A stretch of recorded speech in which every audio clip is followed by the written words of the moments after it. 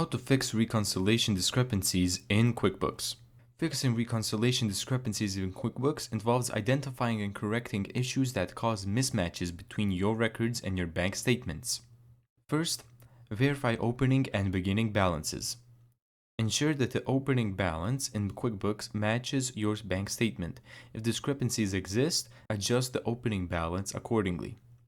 Check the ending balance entered. While reconciling, click on Edit Info in the reconciliation window. Confirm that the ending balance and date match your bank statement. Make necessary corrections and save. Combine multiple transactions if needed. If your bank groups multiple payments into a single deposit, replicate this in QuickBooks using the bank deposit feature. Match transactions with bank statement. Use your bank statement to identify transactions that are missing in QuickBooks. Enter any missing transactions as new sales receipts or expenses. Remove unmatched transactions. Identify transactions in QuickBooks that don't appear on your bank statement. Investigate and delete or correct these entries as necessary. Thank you so much for watching this video. If you found this tutorial helpful, make sure to give it a thumbs up and subscribe.